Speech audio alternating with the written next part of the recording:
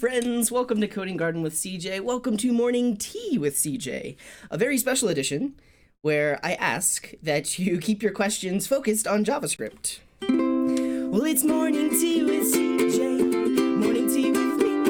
Well, let's browse the web and see what's new. Yeah, you and me. Well, it's Morning Tea with CJ, Morning Tea with me. Let's browse the web and see what's new.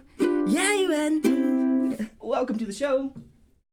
It's very early, I just woke up, but let's hang out with all the peoples. Let's say hello to everyone. Hello, me. Hello, Katoli. Welcome to the stream. Hello, Vil Codes. Hello, Simjohn. It's been a while. I think this is a better time for you to watch, so that's cool. Hello, Aaron. Welcome. Hello, Mr. Frog. Hello, Imphy. You're here on time. Everyone's here. Welcome. Welcome, Bagan. Mr. Frog says this is coding porn. I mean, it is. We're talking about code. We love code. It's great. So if you're new to the show, you can visit github.com/codinggarden/morning-tea. And usually I will find news articles, browse the web, look for interesting things to talk about. Also, pretty much answer any question that you have. If you see in the title, it does say JavaScript Q&A, so I want to try and focus this on JavaScript-related questions. So what burning JavaScript questions do you have? I will try to answer them. And if I can't answer them, we'll figure out the answer. We'll look up some examples. We'll try to figure out what's going on. So feel free to ask pretty much anything, and we'll figure it out. Angel's here. Welcome. Hello, Christopher. Hello, Pablo. Welcome to the stream. I'm going to get my editor up and going real quick. And if we don't have questions to begin with, maybe I've been thinking of implementing JavaScript array methods. I don't know. We'll see. Let's make a directory for today. Today is the 21st of October.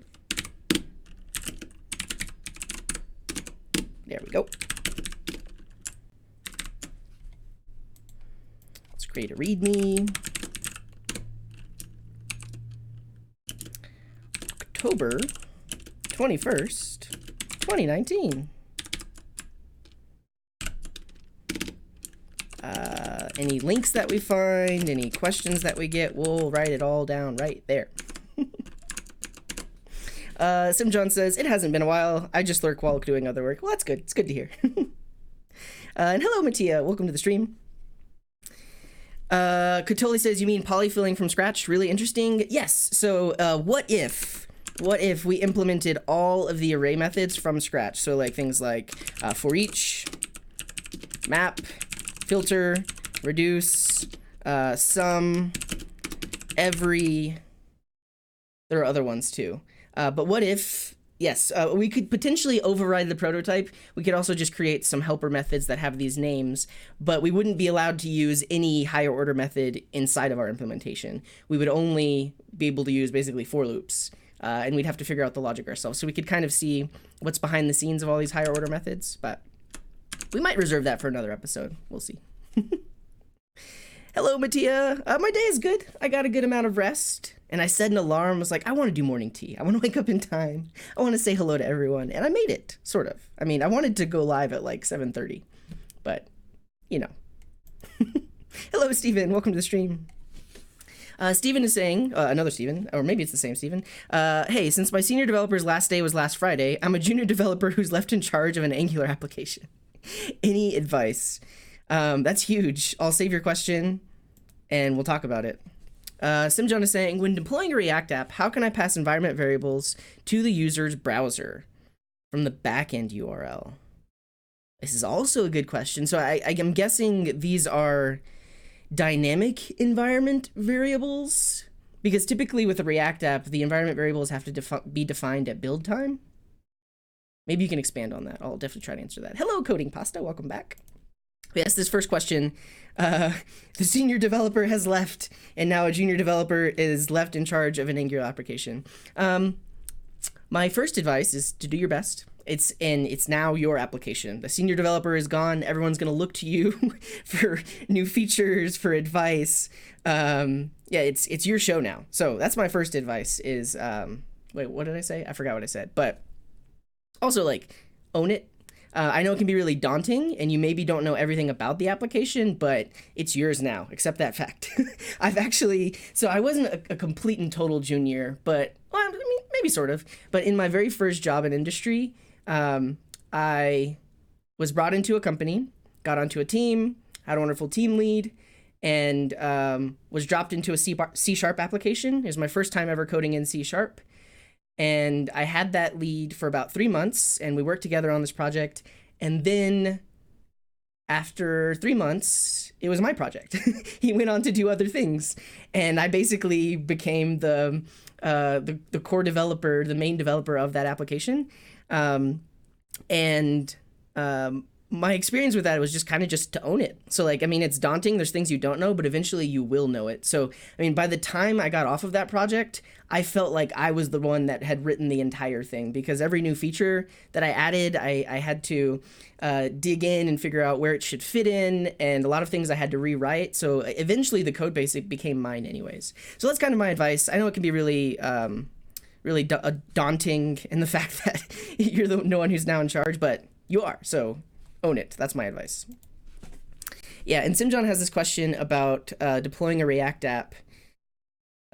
So typically, when you build a React application, you define your environment variables, and then when the Webpack build process happens, those environment variables essentially get embedded in the front-end static code. So if you don't know them at build time, it gets a little bit trickier, and you might actually just end up doing like a network request. So when the page first loads, request those settings from the back end and then use that in the front end. The other thing you could do, which is actually I think I've done recently at work, not exactly recommended, but it's possible. I mean, I would say the first recommended approach is to do something like React server-side rendering. So it's still a React app, but you could potentially use environment variables and inject those in the first render. So that's one thing. And, well, the other thing is you could kind of write that yourself from scratch. So when the front end requests the homepage of the React app, instead of serving the file directly, you could build a simple little Express app that reads in the index.html and then uses something like Cheerio to insert like a global variable like application data or something like that. So yeah, hopefully that helps. Maybe you can clarify a bit more. Thanks for the follow, Messiah JKA. I appreciate it. Aaron is saying, what do you use a mentor for? I'll talk about that. Thanks for the question. Hello, Zachary. Happy Monday. Welcome to the stream. Thanks for the YouTube sub, Ariel. Envy was the very first like. Congrats. Okay, yeah, complete your thought, Steve. Steven is saying, I think I'm more scared, but yeah. The real Casey says, Stephen McLunch, you'll do fine. This will set you up for success later because of the skills you'll learn while you're in the fire. Pretty much. It's going to be stressful.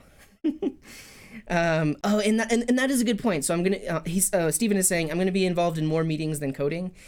Yeah, it's unfortunate because now that you're the only developer, people are going to look to you and ask you questions and stuff like that. But I think at the same time, you can try to maybe set up some boundaries or tell them like, hey, yeah, I'm the lead developer, but I'm also the only developer, so I need time to develop. You should really only be in the meetings that you're going to be required to be in, and try to be upfront about that. Yeah. Okay. Andrea says, I think I missed you answering my question regarding building the back end of an app from scratch with Express or using a library with a lot already built like Strappy. Yes. Okay. I am going to answer your question. I'll save it. But we actually forgot. You asked that during, I think, one of the streams with Alka. Katoli is saying, looking at your tabs, I'm writing an article about the isNaN function. Yeah, so actually this is a JavaScript quiz that was shared on Reddit. I'm sure a few other places. So if we don't have any questions, I'll go through this and try to explain why the answers are the answers that they are. Simjohn is saying, on a current project, we build a React app in Docker. I want to use the same Docker image in different stages, production, staging, and dev. Is that possible?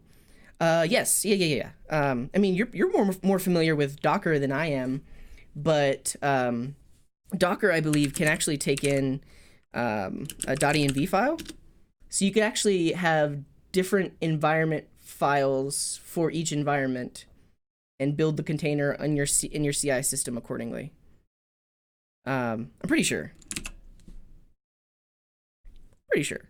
I'll say that. What do I think about ExpressView? We'll save that question. Yeah. And Steve, you'll do fine. You'll do fine.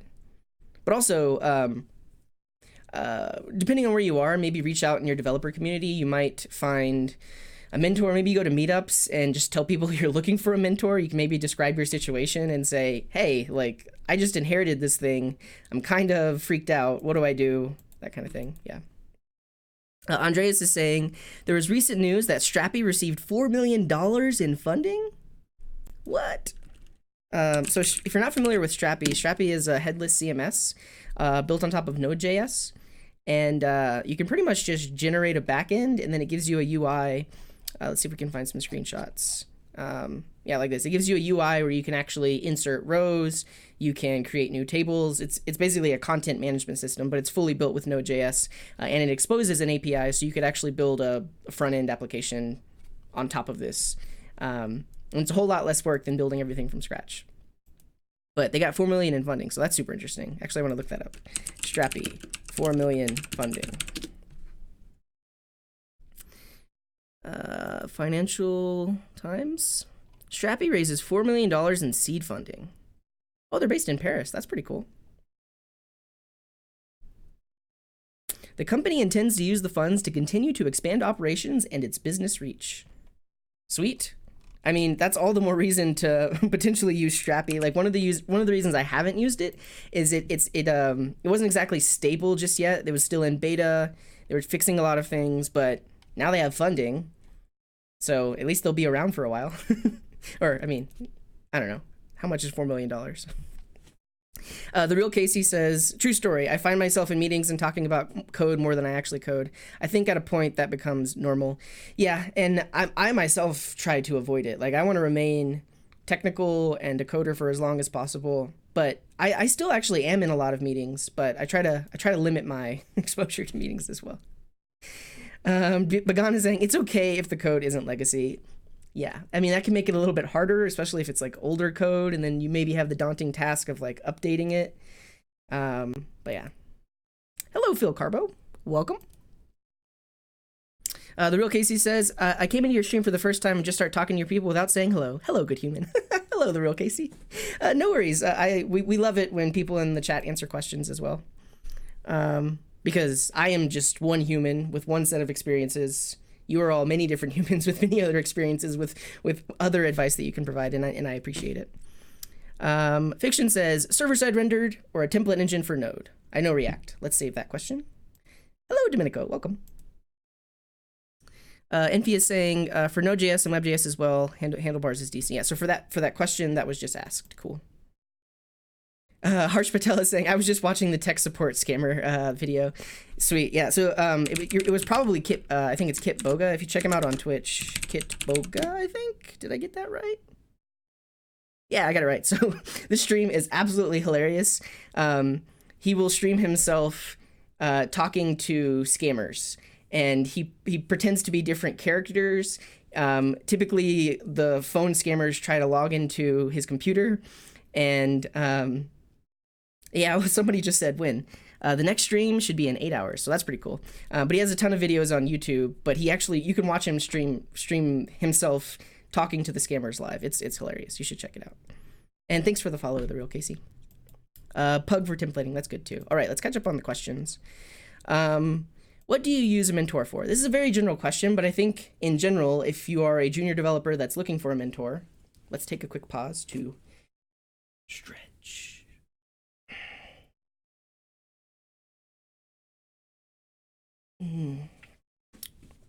But yes, let's say you're a junior developer and everyone says you should get a mentor or you want a mentor. You can get advice on work-life balance. You can get advice on if something tricky is happening at work and you want to know like what's the best thing to do. You could get advice and potentially do like pairing or like code reviews with that mentor. You can also just be someone that you vent to, almost like a life coach. Like if you don't have someone technical that you can talk to about like your day at work, that can be somewhat stressful for people. So a mentor could be just someone that you literally talk about like what's going on at work, and it can help to get that off your chest. So that's typically what mentors are for. I don't know if you have any more specific questions. Cool. Yeah. So the question Andreas had was, should I build a backend from scratch, or should I use something like Strappy? It's a great question, because with something like Strappy, you kind of get a lot for free without having to write a lot of code. I haven't used this. I mean, I've only once spun it up back like several versions ago, and they've released new versions since then. But in general, seems pretty cool. And it may, I don't know, let's see if we look at the documentation. If this like generates the code and then you can go in and like add express middlewares and stuff like that, that's actually pretty cool, because one of the downsides of using something that's full featured like this is it makes a lot of the decisions for you. So if you want to start to customize it or add new things, that can be difficult. But let's see, they have a plugin system, users and permissions. So the concept. When a plugin is installed, it uses JSON Web Token. So this is another thing you get for free. You get authentication for free, so that's pretty cool. Users have roles. Let's see the API documentation.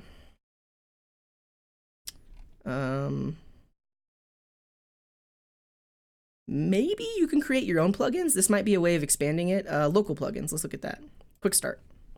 Strappy allows you to create local plugins that will work exactly the same as the external ones. All your local plugins will be located in the plugins folder. Cool. So if you do need to create or add something to a Strappy backend that is more customizing, you might be able to do it this way. But like I said, I haven't really done it before. And that's really just the main downside. If there's something custom you want to do, it might be a little bit more difficult to figure out how to do it with Strappy versus if you had written the thing in Express from scratch. That said, if you've never really written something in Express from scratch before, it can be a pretty daunting task, especially making sure that you get everything right. And with a framework like this, they do authentication for you.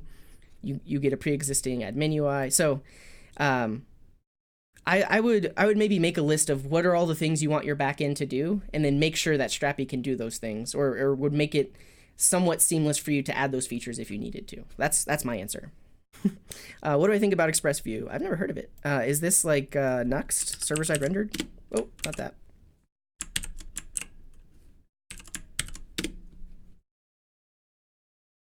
Oh yeah, that's a server-side rendering view. A simple way of using server-side rendered Vue.js natively in Express using streams. Very cool. So you use Express, create an Express app. You basically pass your Express app into Express View, and then you can do rendering. You pass in your view options, and then you pass in a view file. Very interesting. Yeah. So Nuxt.js basically it has some opinion. So it has like a folder for pages and a folder for routes and different things like that. And Nuxt.js is similar to Next.js in that once you've built a server-side rendered application, it essentially on the first page load is server-side rendered, but then after that it behaves as a single page application. I'm not sure if this does that. I think this just makes it so that Vue templates essentially become your Vue engine instead of something like Pug or Handlebars or EJS. But I've never used it, so it'd be interesting to see. Huh. Looks cool though. I think if you like the Vue templating syntax and you want to use that on the back end instead of something like Pug, go for it. That's what I think. Fiction is saying server-side rendered or template engine for Node app. I know React. So what do you mean by template engine? So typically server-side rendering does use a templating engine. So when you're doing server-side rendering, that means the backend generates the HTML, sends the HTML to the front end, and all of the things I just mentioned, like Pug and EJS. And actually, if we check out expressjs.com, they have a whole list of rendering engines. Advanced topics, getting started, static files, using template engines. Here we go.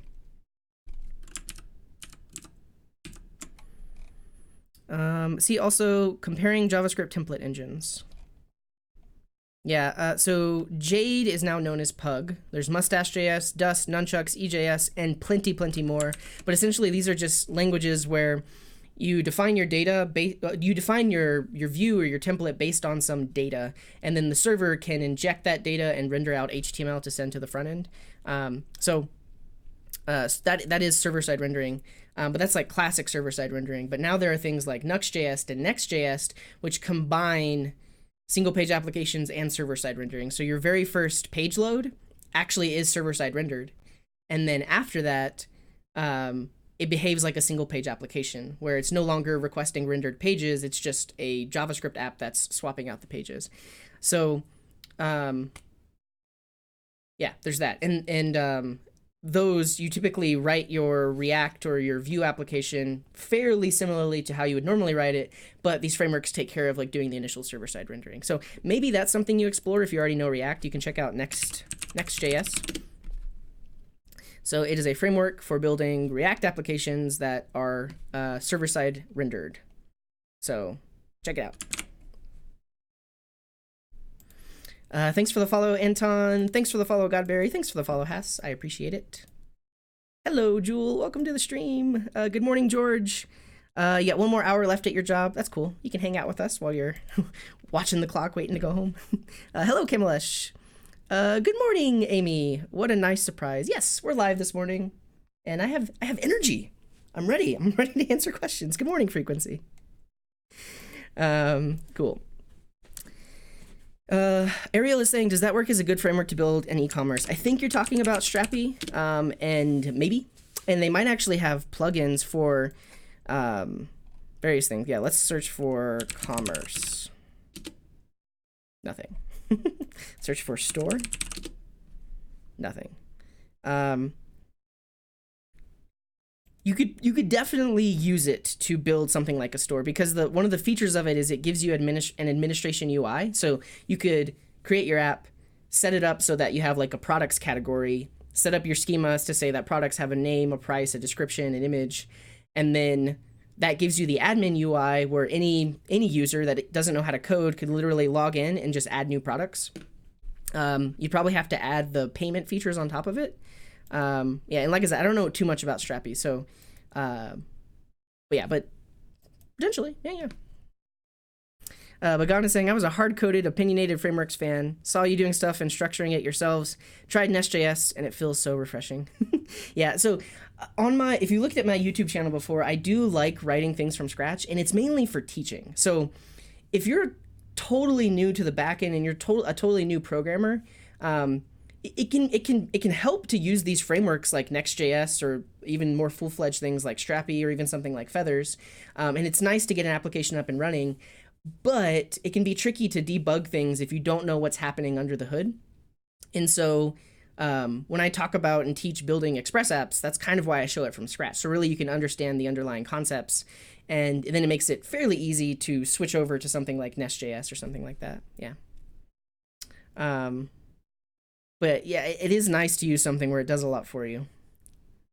Mattia says, I love Kitboga. Scammer Payback does the same. I haven't seen their channel before, but you should check them out if you haven't seen them. Julius Lady says, I reworked my database and now I need to integrate into my code. Good luck. Write some tests, maybe? Good morning, Raul. Which JavaScript and React currying and render props design patterns are a must to understand? I'll try to answer that question. For a new project, would you use Bulma or Bootstrap as the CSS framework? It depends. I'll also save that question so I can talk about why it depends. Ricky Yu says, do you know of any Node module that zips files? zlib is native to Node, but only does tar. It does have to do compression just to combine files in the zip file. I mean, I would literally search npm for zip. I might have done this before. An implementation of unzip for JavaScript. Now that's 6 years old. JSZip, create, read, and edit zip files with JavaScript. I wonder if this works in Node. It might actually be meant for the browser, but, oh yeah, here we go. With NPM, with Bower. Yep, it works in Node, and it also works in the browser. Check this out, JSZip. Never used it, but that might help. Infi says JSZip is nice. Katoli says, try coding your own CSS. It makes your page look more personal and makes you improve your CSS skills. I'm really bad at design, though. I guess that was something that Imphy had mentioned. But yeah, if you watch the streams that I've been doing with Alka, he's been writing all of the CSS from scratch. And I say he because he did most of it. I just provide input. But we created... I know we created cards, we created a hero image, custom buttons, all that stuff from scratch. So it's pretty cool. Thanks for the YouTube sub, Frequency. Harsh is saying, I asked before it was not clear. To improve JWT security, can I encrypt the hash token and send it to the user? Then when send to the user, decrypt it and then unhash it. I'll save your question. Yes. And I mean, I mentioned it before, but the idea of JSON Web Tokens is that they are not encrypted. They're essentially just encoded. It's just a base 64 string, which makes it so that the front end could actually decode the data that's inside of them. So we can talk about that. Godberry is saying, how can I train my HTML, CSS, and JavaScript skills? I always recommend Free Code Camp. So they have, let's see, responsive web design. This takes you through HTML, CSS, all the basics of like upping your CSS skills. They also have like a JavaScript course. If you check out the Odin project, they have several different curriculums. They have full stack, front end only, full stack Ruby on Rails, and full stack JavaScript was the first one. But front end only, we'll get into HTML and CSS and stuff like that. But in terms of like practicing your skills, if you go into one of these, I believe, yeah, they have projects. So project, embedding images in video, and it gives you an assignment. So these are your steps. Complete those steps, and then you can potentially submit them to get someone to take a look at them as well. Let's look at the next lesson. So it has learning outcomes, and then it has an assignment as well. So this is really cool because you can learn with purpose and have a little bit of direction because it has like assignments and stuff like that. So yeah, check those out. But I think your question is more around like how do you get better at these things, and my answer to that is to do projects. So whether it's build yourself a personal site or find different assignments, things like that online, you really just need to get some reps. You gotta practice using that HTML, CSS, and JavaScript. So yeah, build websites. There you go, Katoli. When would there be a situation where you would not want to use server-side rendered? In my mind, I can't even see when you would never want server-side rendered.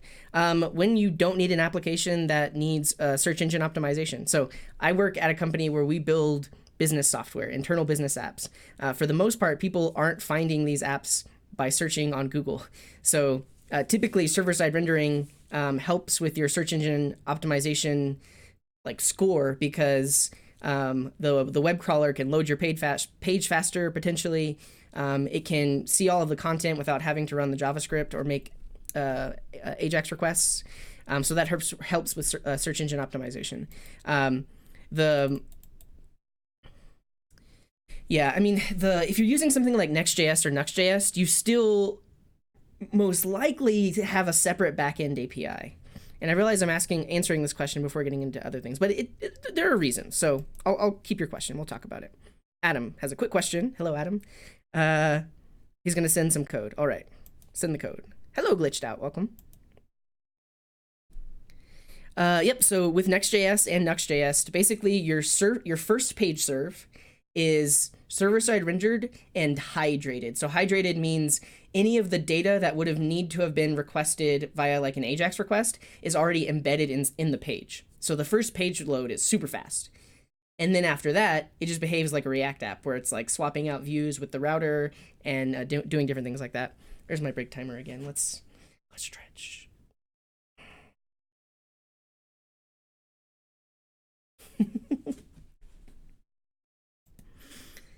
Yeah, and that's a good point. So Adam, if you have a code sample, try posting it on our Discord, and it's easier to share code samples there. Yay, welcome Frequency.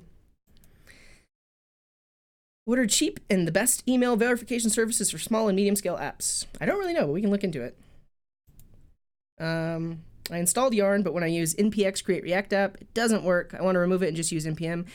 So you don't need the dash. I can actually, that's super simple to show really quick. So you do npx space create React app. And what that does is the npx command will look for this package on npm and then run it and invoke it. So if I do this, oh, and then I have to specify like test create React app, and then it should work. So there should be no dash there. And then if you don't like that, you can do npm install -g create React app. And then once you've done that, you can simply just type create React app. And that will, well, give it a name. But that will work without npx. So yeah, cool. Sujan says, can you say namaskar? Hopefully that's not a bad word, but love from Nepal. Cool. Namaskar. Yeah, you have my Twitch. Yeah, the Streamlabs bot is not working that well. I think I had a Twitch command on there. I don't know. Thanks for the follow, Ariel. Replying to YouTube from Twitch. Oh yeah, that's great. Because people can see my screen. Makes everything too seamless. It's okay. It could use some work. We're talking about this thing I use for chat.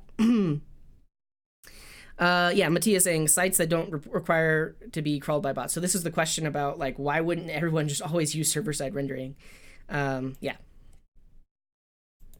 Thank you for the website. I've been wanting to learn more HTML. That's awesome.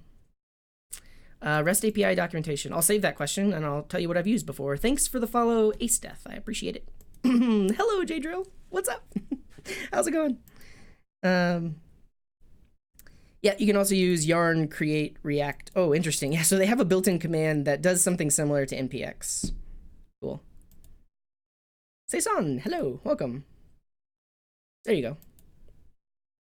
Harsh is saying, so basically, if you're creating a public app, we should use Next or Nux for search engine optimization. Is there a way to do that from the app itself? Yeah, I mean, technically, like there are very popular websites that are built with front-end frameworks and that are not server-side rendered. We'll save that question. We'll talk about it when we answer the other one. Raul is saying, oh, wow, all this time I had no idea that's what npx did. Yeah, basically, it pulls the package down from npm and runs it all in one go instead of installing it globally. It's pretty sweet.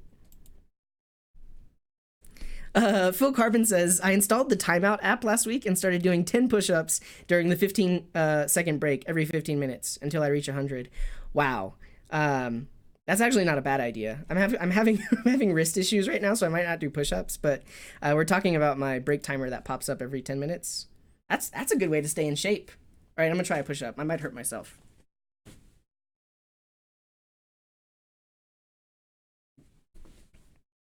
It was okay. I can definitely feel my wrists are weak. I need to watch out. Yep. Namaskar is a Hindi word. It is greetings word for hello. Oh, very cool. Oh, npx is package manager independent. Interesting. So you don't actually need npm. Wow. That's another good point. So if you use npx, it will first look in the current directory to see if there's a node modules folder. And if there is, it will try to run the command based on something that's already installed in node modules. So I think you might have seen me do this before. So when I install, first I'll install ESLint, and then I'll do npx ESLint, and that actually runs the ESLint that just got installed in my node modules. Yeah. The real Casey says, what I'd do if on stream would be to lay on the ground and then say I did 10 push-ups. I did 2 push-ups just now. It happened. Oh, it means word, not world? Okay. All right, let's see what other questions we have. Design patterns for React. Let's think about it. This question's from Raul.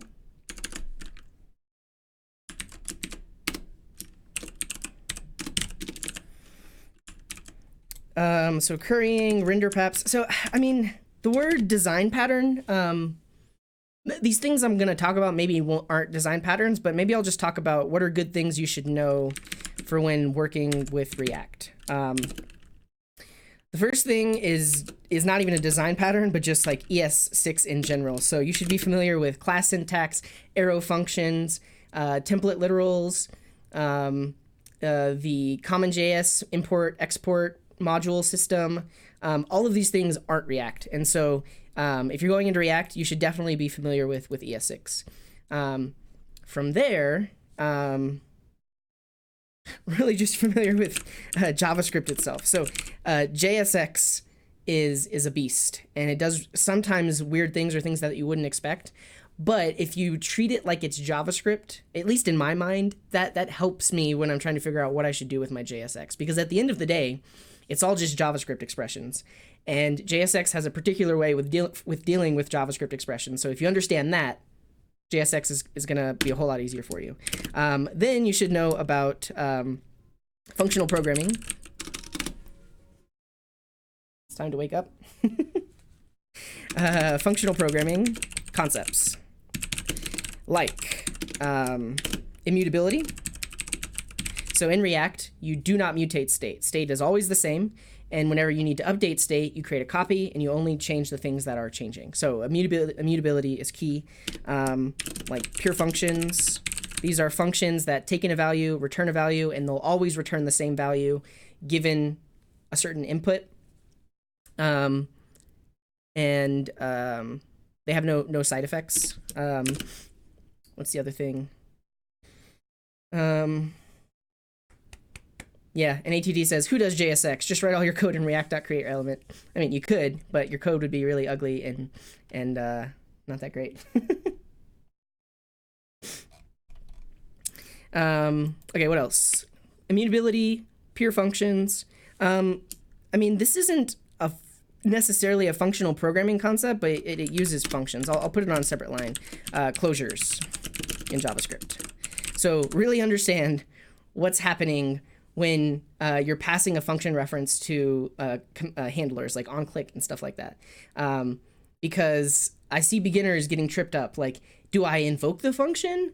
Am I just passing? Like, what do I do?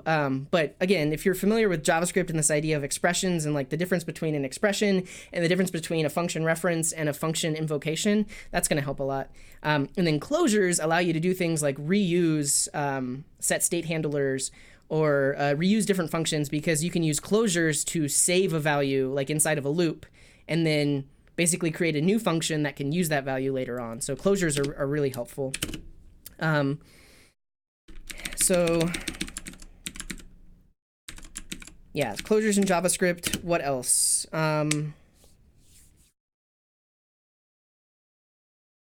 Yeah, and closures are kind of a way of like of doing. And when I mention closures, I am meaning like currying. So basically, you take a function that takes in an argument and returns a new function so that it can use that argument later on, and that's currying. Render pops. Yeah, so let's think about like if you wanted to use a framework like Material UI. Now we have these things called hooks, and so there's less HOCs, which are higher order components. But higher order components build on like the fundamentals of currying and closures, because higher order components essentially allow you to pass in a component, which at the end of the day is just a function, and then add some new properties onto it so that the function now has access to, or that the component now has access to, and then can be used later. So higher order components used to be super popular in React. So you have things like in Material UI, there's like with styles that allows you to inject styles into the component. With React Router, there was with router, and that allowed you to inject all the router props into the component. But with router, with styles, those are both a function that takes advantage of closures and uses currying to inject props. Nowadays, though, less people are moving away from higher order components to things like effects and hooks, which make it so that you don't have to use that mechanism. You can actually just access those things directly in your render function. But if you're working with older React code bases or you're just learning, it'd be good to know that concept as well. Let's say like functional versus class components. So like know when your component should just render data based on props versus having in its own internal state. You mentioned render props. Yeah, those are helpful. And I mean, just in general, like props, like understand that when you are working with a component, you can pass data into it. And there are certain things about props as well, like props.children. And with props.children, that allows you to like pass nested data that you can then render and use. Render props are essentially just a prop that is a function that ultimately is just a component. So you have like a prop that is a component, so that way the thing that's being rendered can get access to some props that the component is using. I don't know. I think I'm gonna stop talking about that, but those are the things that come to mind. They're not exactly design patterns, but these are like fundamentals that make working in React a lot easier if you know or can understand all of them. Quick question from Envy. For a new project, would you use Bulma or Bootstrap? I'd probably use Bootstrap just because I'm most familiar with it, but it's totally up to you. And so if you've never heard of it, there's Bulma CSS, and then there's Bootstrap. These are both CSS frameworks. Essentially, you can add the CSS into your app, and then you get lots of pre-made classes for doing things like creating a button. So if you want a button that looks like that, you just say class button. Or if you want a button that looks like that, you just say class button is primary. Same thing with Bootstrap.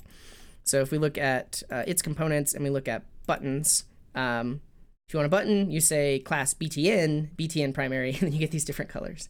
So they're different. I mean, one thing I like about the Bootstrap world is that there is this thing called Bootswatch, which I've used on my stream quite a lot. And Bootswatch basically has some themed versions of Bootstrap. So there's like a nice dark theme. There's things that look like, let's see. Yeah, I think like, yeah, Yeti looks like Foundation. I think there's like Materia. Yeah, Materia kind of looks like Material Design, but you can use these and all of the same Bootstrap classes apply. It'll just look a little bit different. So that's what I like about Bootstrap. Bulma is cool though. I have used it before. It looks nice. So I'm not going to choose. I'd say it depends on the project and how I'm feeling at the moment. I'm about to type npm install. Yes, anyone can ask a JavaScript question. Absolutely anyone. Okay, we got to get through these questions though. And yeah, I'm going to be streaming for about 20 minutes or so. So I hate that I'm not getting to your question, Harsh. I really need to have a dedicated stream on like JSON web tokens in general. But one thing I'll just show you, like, is if you go to the jwt.io website, the JWT website has a way of debugging tokens, right? And the fact that you can take any JSON web token, put it in here, and it knows how to decode the payload, is like the nature of JSON web tokens. And really what happens is this JSON web token is split into 3 parts. The first part is a base64 hash that describes what algorithm was used to sign the token. So if we do A to B and pass in that, we actually get back a JSON string. So if I pass this into json.parse, I get back an actual JSON object. And this tells me that HS256 was the algorithm that generated this signature on the end here. And then I can do the same thing with the next thing in the token. So we can do A to B. You'll get back a string, but then if you parse that, you'll get back a JSON object. So this is the nature of JSON web tokens. And if you encrypt the token, then you cannot benefit from the fact that you can decode what's inside of it. Now, the key to JSON web tokens is that this last part here, the signature, was generated by the server, and you could only generate this signature based on this payload if you know the secret. So if we decode this, I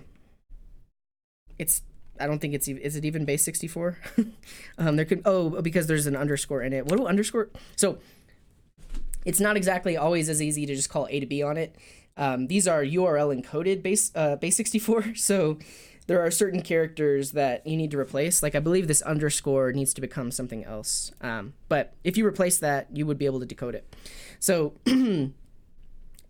this is how I'll answer your question. Like the fact that I can do this is the nature of JSON web tokens. Like you wouldn't want to encrypt it because then you lose the purpose of JSON web tokens altogether.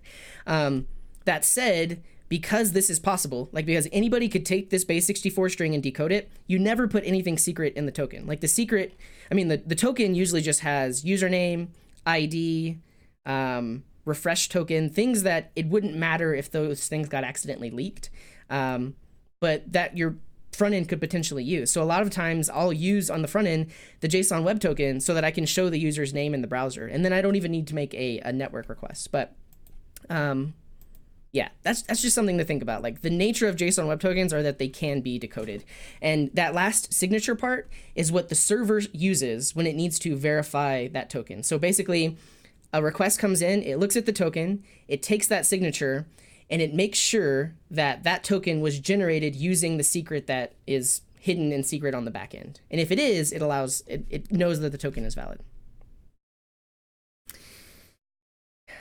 Yeah.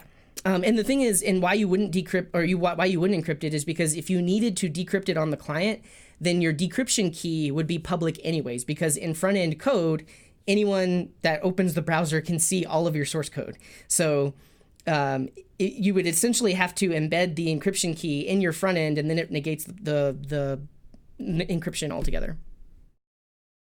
Yeah, so when would you not want to use server-side rendering? There's a potential for server-side rendering to be a little bit slow. And so, I don't know. I don't have the best answer for this because I've really never done it. And I've always just stuck to like JSON APIs with like a single page application. The benefit of doing that is that JSON API can absolutely be reused in like desktop and mobile apps and something like that. Yeah, you're welcome, Harsh. And I'm sorry if I didn't get like too in depth into it or didn't answer your question, but I need a whole separate episode where we can really get some code examples and dive deep into it, which I think we should do. Cheap and best email verification services. I actually don't know. So I mean, I use Mailgun to like send emails. They might have an API for validating an email. Is that what we're saying? Email verification. So really, I guess, is this checking if emails are spam or not? But I don't know. You might check that out. Tools for REST API documentation. So I really like API doc.js. API doc. What I like about this is it uses JS doc comments. So essentially in your express routes, you can specify a comment that says like, what's the method, what's the path, what's the description, what are the parameters that it takes in. You can provide success and error examples, and then all of those comments will be used to generate documentation like this. And I really like that because the documentation is essentially embedded in the source code and can be automatically generated. So API doc is cool. There's also Swagger. You can do Swagger in multiple different ways. One way you can do it is you can actually define your API up front, like with a configuration file, without writing any code. And then after you have that, you then go implement the actual request handlers that implement the logic. So Swagger is cool because it's kind of like documentation first. That said, you can do like write your code first and then write the Swagger documentation after. So yeah, so there's Swagger. Swagger is based on the Open API documentation specification. At least recently they switched to that. So Open API provides developers with pragmatic access to proprietary software or web applications. So this is a specification for defining or describing an API, and Swagger uses that spec. And then Postman. So I've actually seen people literally document their APIs with Postman, because you can create a Postman collection and then share that collection, and other people can import that collection into Postman and start playing around with your API immediately. The other thing you can do with Postman is actually write tests for your API. So that's pretty cool. So those are the ones that I've heard of and use. So yeah. If you create a public app, would you use Next or Nux for search engine optimization? Is there a way to do that from the app itself? Yeah, you would really just look into like JavaScript applications, SEO. Like you're going to want things like meta tags and stuff like that. And at the end of the day, like modern web scrape or web crawlers actually will run some of the JavaScript on your page. So you still get a little bit of search engine optimization, but your page may not load as fast, so you may not get ranked as high. But I've never dealt with SEO. I've always built internal applications. I've never really had to think about it. And thanks for the follow, Teng Xing Quan. Welcome. Good morning, ATD. Welcome. Good morning, Boyan. All right, there's 49 messages. We only have a few minutes. Okay. Let's see if we can get some good questions in here. Chrome or Firefox? It's a hard question. I kind of want to switch to Firefox. That's my answer on that. How to convert a JSON object to array in JavaScript. A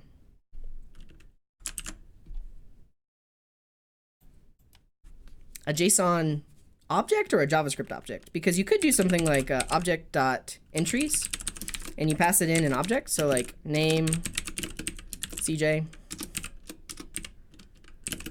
YouTube, true, Twitch, true, is hungry, false.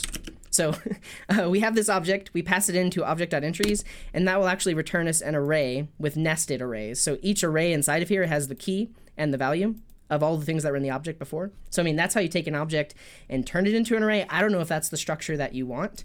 You also could do like object.keys. That's only going to give you the keys of the object. You could also do like object.values, and that will only give you the values. So there are a lot of built-in methods that will help with this. I don't know exactly what you want to do though. And JSON.parse, yeah, so like that takes a string and turns it into JavaScript. So if we had a string that looked like an array with like 1, 2, 3, 4, 5, and we say JSON.parse, it's actually going to give us back an array. So yeah. Excuse me. ATD is saying, I think the use effect dependency graph is a tough learning curve for beginners. So this is when we were talking about React. Yes. I think on the surface, it can be fairly easy to get started, but then once you start trying to do more complicated things like calling APIs and sharing data, it can get complex, yeah. Harsh is saying, I'm creating a schema with Mongoose. Do I need to pass in a regex in a string or just the expression on match property? I could not find it in their docs. Excuse me. I'm not totally familiar with Mongoose. I mean, I've used JSON schema and JSON validators before, and I have used regular expressions in those, and those usually help if you're just trying to make sure that a username doesn't have any special characters or anything like that. Yeah, ATD is saying, React hooks have made render props and higher order components less of a thing since they solve the sharing non-visual logic problems between components. Yep. But like I said, if you come across older code bases or you're using an older version of a library, you're probably going to see higher order components and render props. But hooks solve that. Katoli is saying, am I the only one that still likes class-based React components? I think people still do. And I mean, I have a project at work that we started a year ago, and it's using class components. And that's fine. And I've been adding new features to it lately. I haven't used hooks in it yet. I mean, I haven't needed to because it's already set up. I'm gonna drink some water.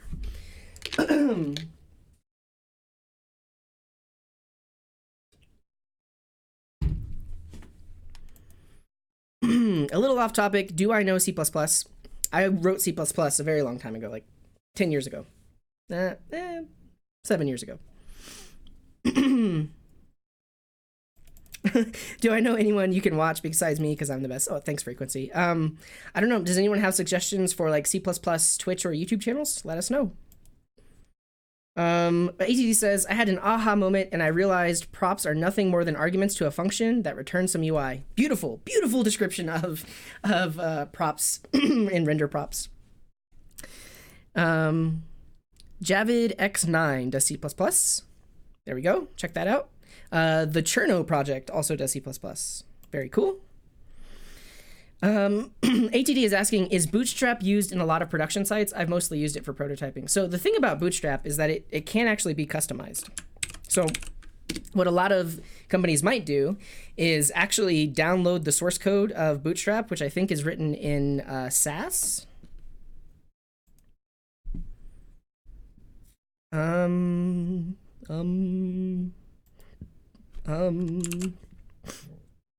don't know how to get to it, but what a lot of companies will do is download the source and then modify it to their liking so it like fits their brand and fits their design language.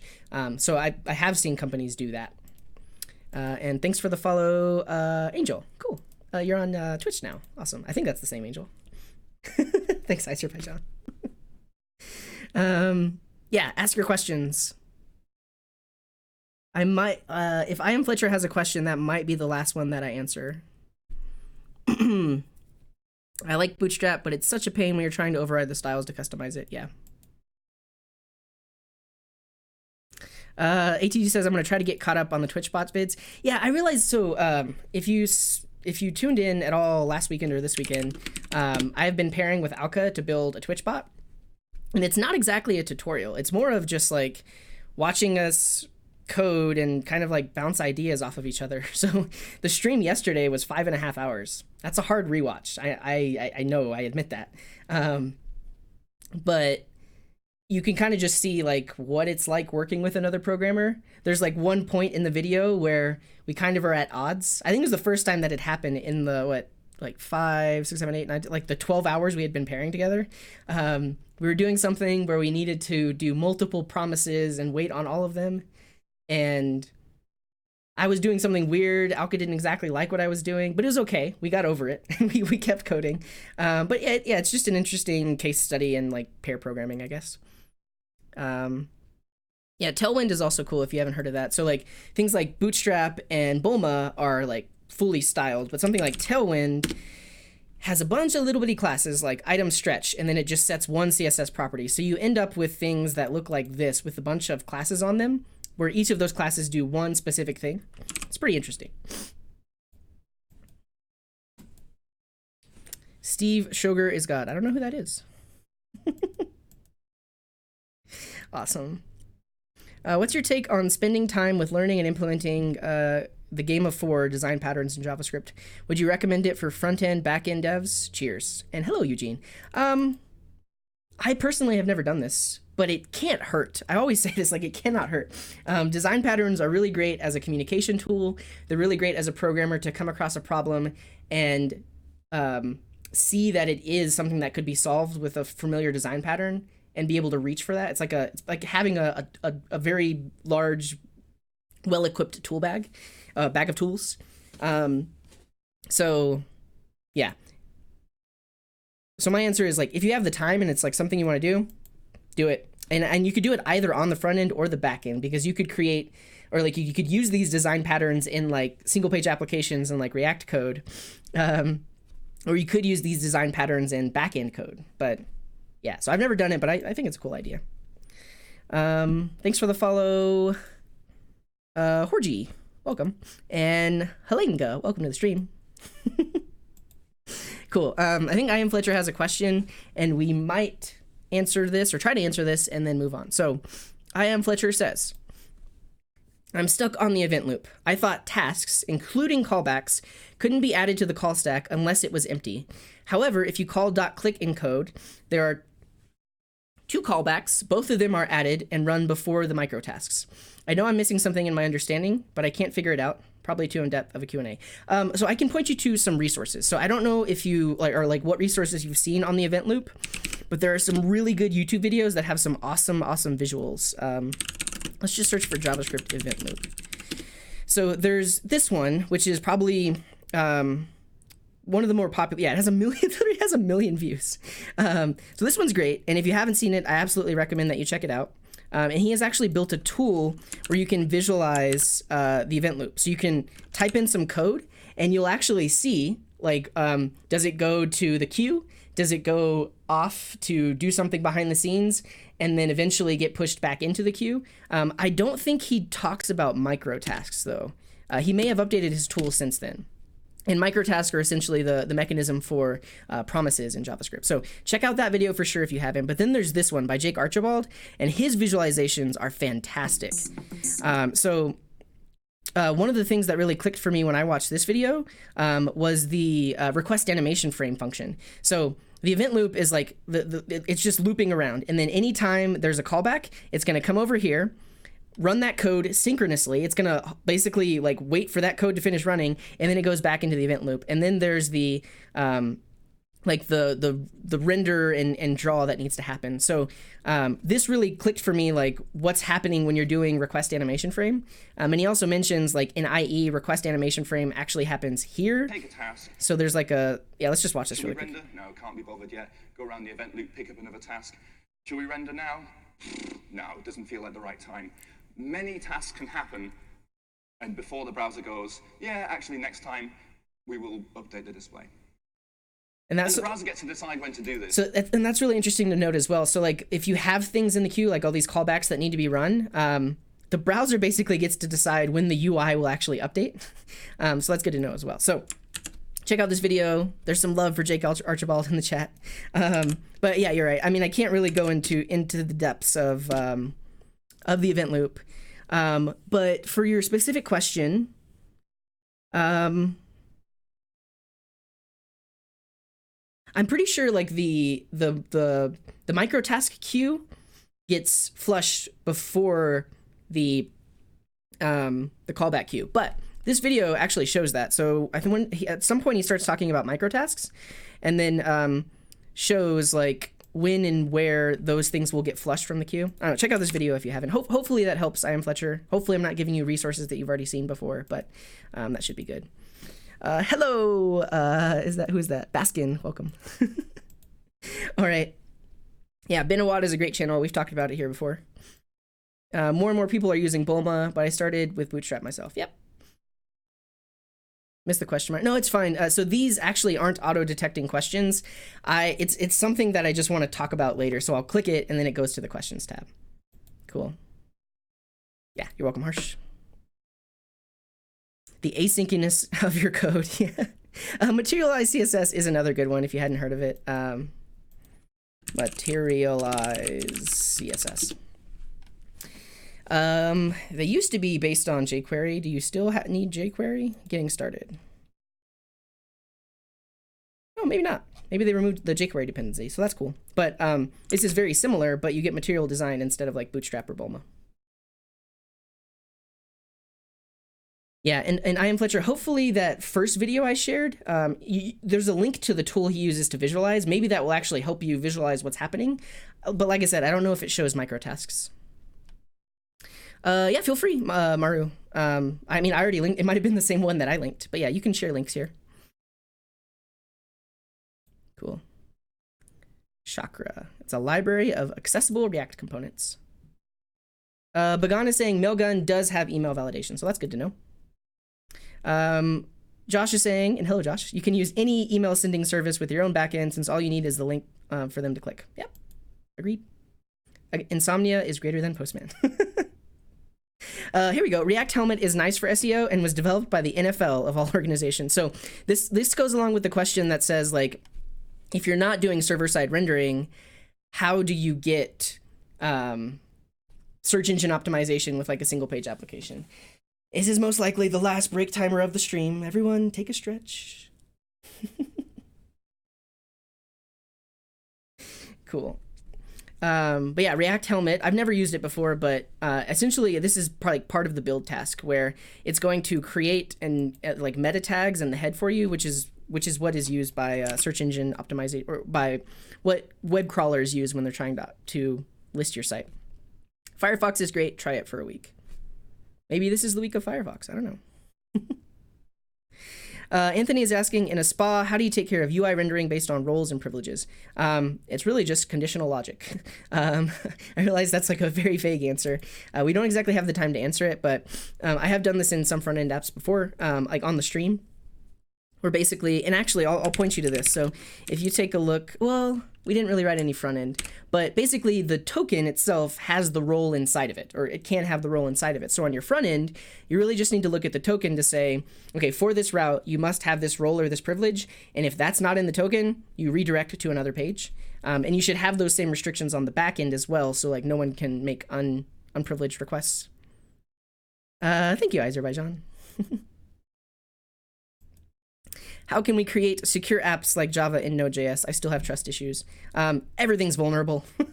I would use, like, check out the NodeGoat project. NodeGoat? NodeGoat. So NodeGoat by OWASP. So OWASP is the Open Web Application Security Project. And they have it's an organization that talks about and always lists like the top security problems, but NodeGoat is a vulnerable application, and it has instructions for how to make it not vulnerable and how to make it more secure. So there's that aspect of it. The other aspect of the JavaScript and Node.js world is installing things from npm, which can be dangerous, but yeah. Can we use map in an array if we don't have number-based indexing in the array? Probably not. because the thing that's going to be called on map needs properties like 0, 1, 2, 3, etc. like that. All right, I gotta go. Netflix uses Bootstrap. However, it's easier to create the fluff from scratch. Yeah. There you go. That's me. Alka clipped that a while back. See you later, Aaron. Thanks for tuning in. All right, there's all that. There. Hey, calm down. Yeah, and we worked with the Twitch API, we worked with TMI to get like chat and stuff like that. So yeah, I'm glad. Nice. Yeah, I'm gonna have to go. Let's see if there are any things else we should talk about. You're very welcome, ATD. Thanks for tuning in. And let's talk about follows. Thanks for the follow, Winter the Data Fox. Welcome to the stream. It's about to be over, but welcome. Cool. So there are currently 33 viewers on Twitch. Let's raid someone. And I think Fun Function is streaming. And I think yeah, that's me. Like get like take some air and then jump. So Fun Function is streaming with NoOpCat. Let's raid them. So if you're watching on YouTube, you should come to Twitch right now. Go to https://twitch.tv/codinggarden. And we're going to do this thing where we raid the stream. So we're going to, essentially, we're all going to jump into the chat at the same time. So come to my channel first, and then we're going to raid there. So do that now, and I will wait. I'll wait for you. But he's streaming with NoOpCat. So NoOpCat is also a live streamer. She does a lot of Arduino and hardware stuff with JavaScript, which is really awesome. And they're pairing today to code on something, so that's going to be fun.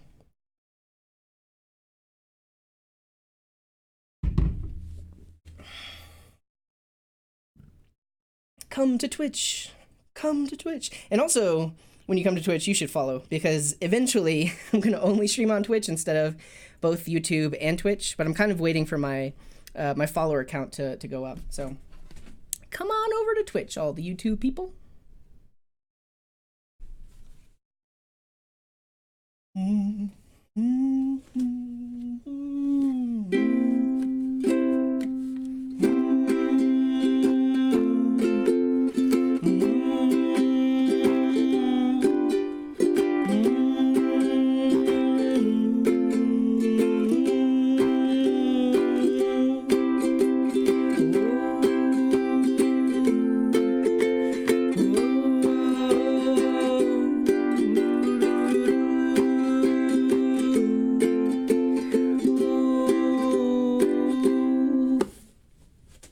Okay, how many viewers do you all see on Twitch? Because I don't think my viewer count updates.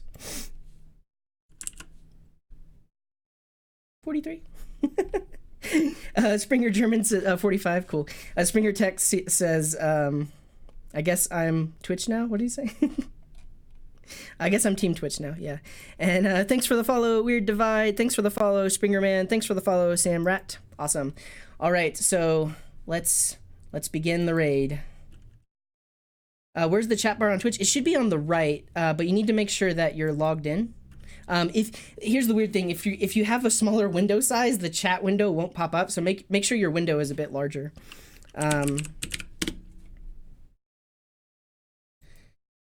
We're gonna do a fun function raid. It's gonna be fun function. All right, here we go. Thanks for the follow, C Marin. Thanks for the follow, Sam Rat.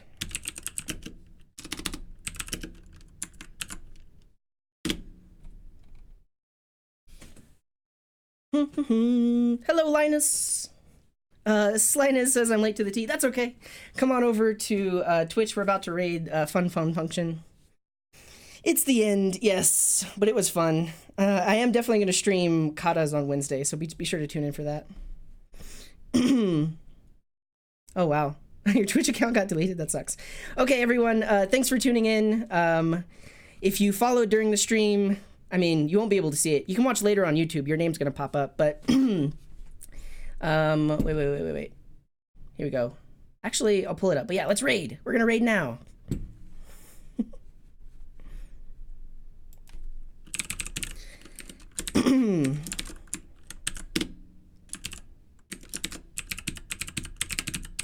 Oh, they're taking a break.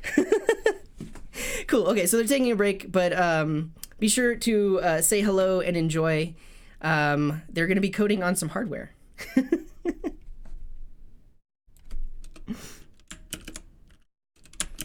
Let's see. I'm going to do like a wave emoji. That was anticlimactic. It's okay. You should stick around and watch anyways. Cool. All right. Enjoy, everyone. Wherever you are in the world, have a wonderful morning, afternoon, evening, or night. And until next time, here's this.